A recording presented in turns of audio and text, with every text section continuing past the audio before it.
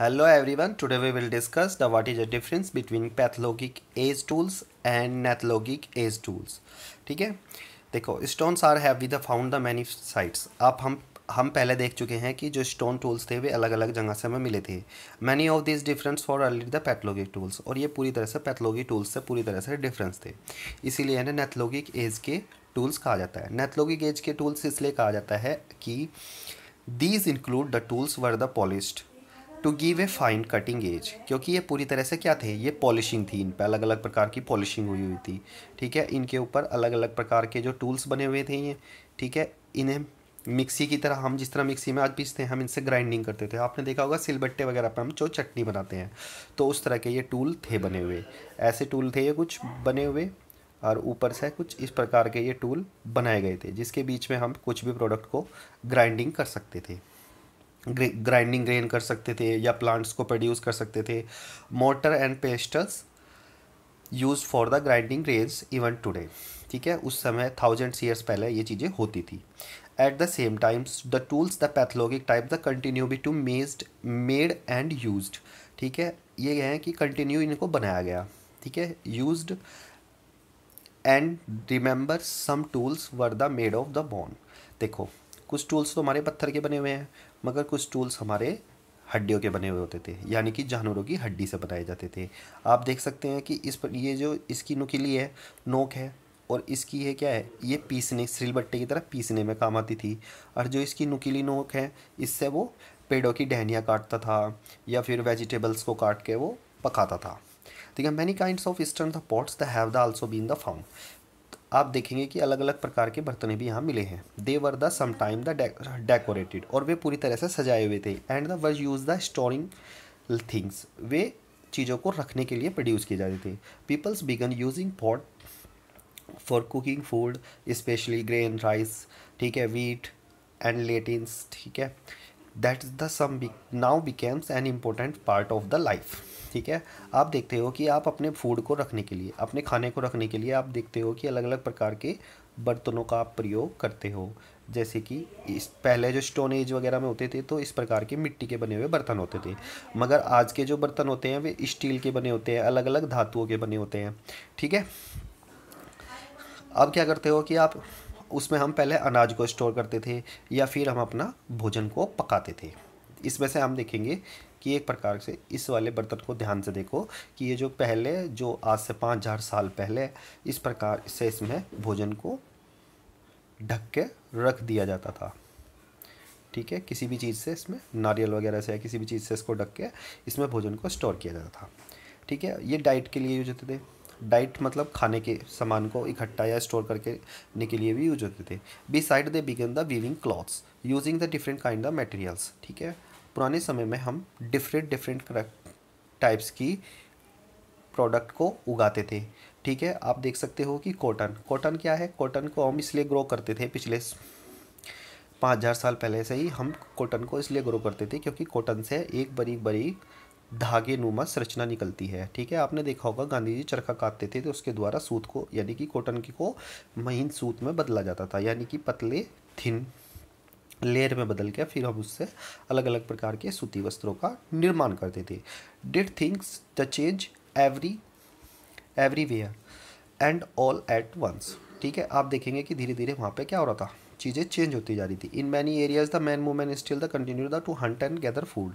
ठीक है, क्या कर रहे थे मैन और वुमेन, ठीक है, शिकार कर रहे थे जानवरों का और भोजन को इकट्ठा कर रहे थे. And else well the people the adopted the farming and hardiness slowly.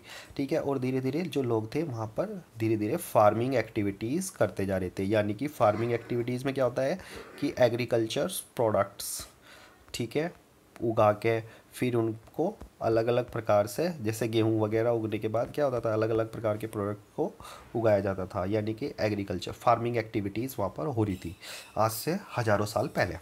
B side the in the same case people tried to combine these activity.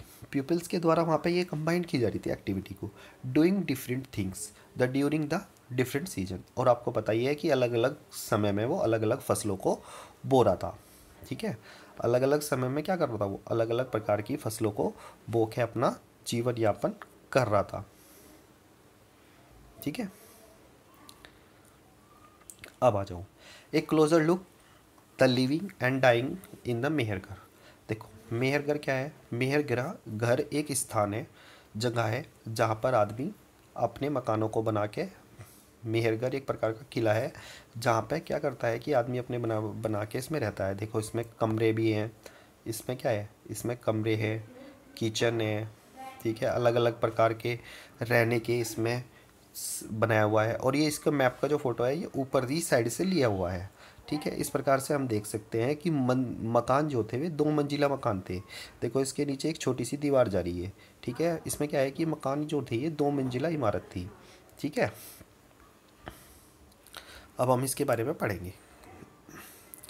The find the Mehrgarh on map, this site is the located in the fertile planes, ठीक है। जो मेहरगढ़ की जो location थी वहाँ पे बहुत उपजाऊ भूमि थी, नियर द बोलन पार्सिस, ठीक है। वहाँ पर अलग दर्रे के पास थी वे, ठीक है। Which is the one of the most important routes into the Iran.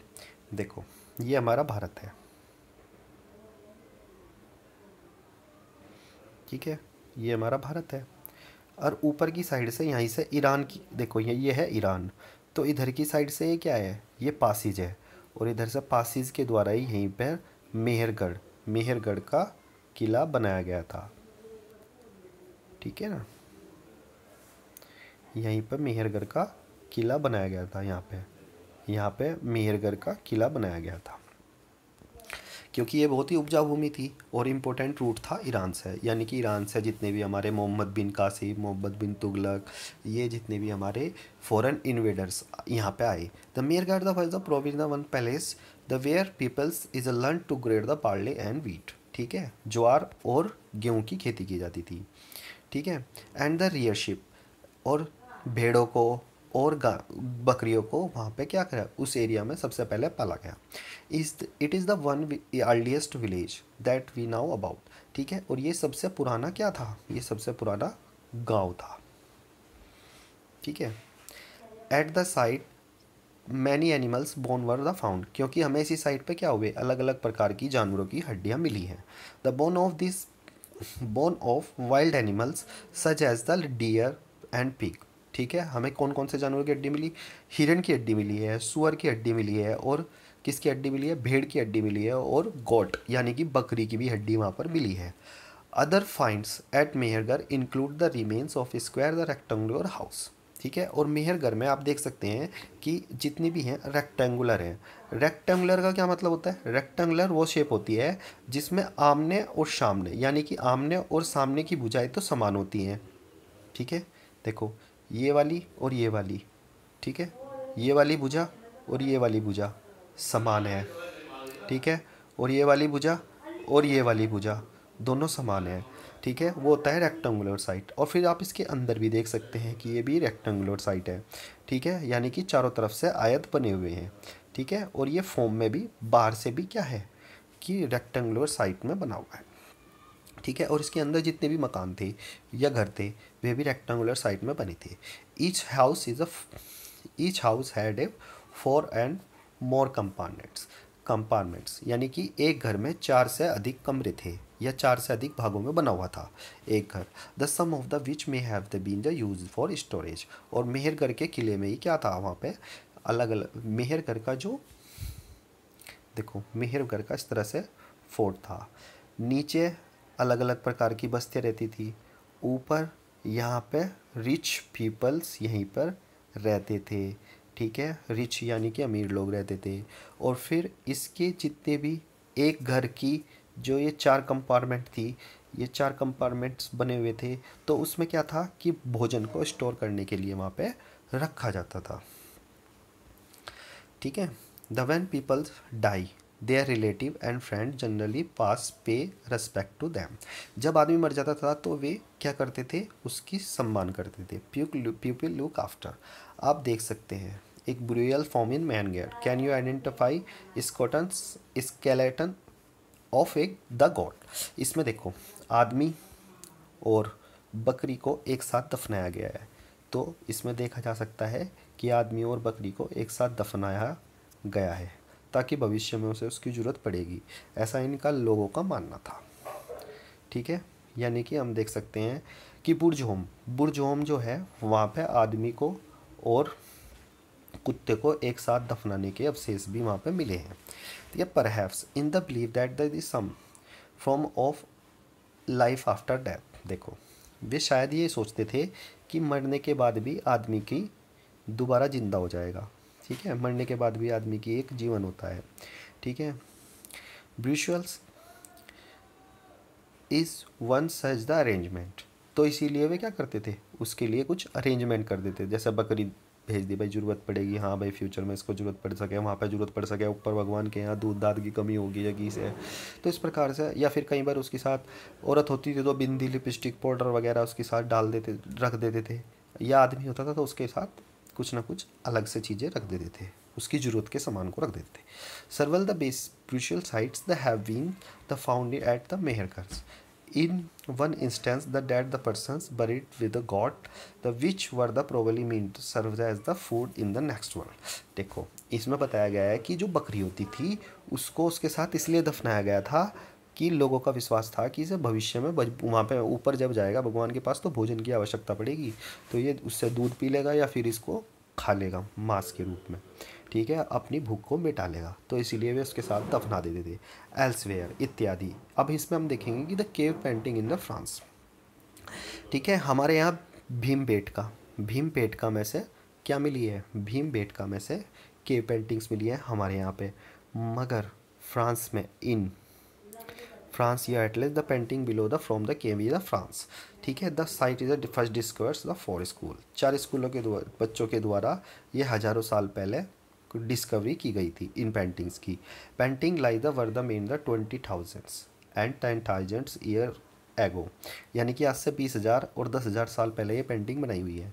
Many of these were the animal the such the wild horses aurochs and older wild from a cattles the bisons and woolly rhinoceros. इसमें गैंडे के चित्र बनाए गए हैं, इसमें जंगली घोड़े के चित्र बनाए गए हैं। ठीक है, और बिल्ली के चित्र बनाए गए हैं, या फिर पालतू पशुओं के चित्र बनाए गए हैं। रेन डियर्स बनाए गए हैं, बियर्स बनाए गए हैं, painted in a bright colour. और इसमें ब्राइट कलर की दिए हुए हैं। और ब्राइट कलर कौन कौन से होते हैं, ब्राइट कलर होते हैं हमारे जिसके उष्ण रंगों को कहते हैं, जैसे कि हमारे ऑरेंज कलर, येलो कलर। ठीक है, ऑरेंज कलर, येलो कलर, या फिर हमारे रेड कलर। ठीक है, ये हमारे ब्राइट कलर होते हैं। These colour are the made from the minerals like iron और। ये लोहा से बने हुए होते थे या फिर चारकोल से बने होते थे।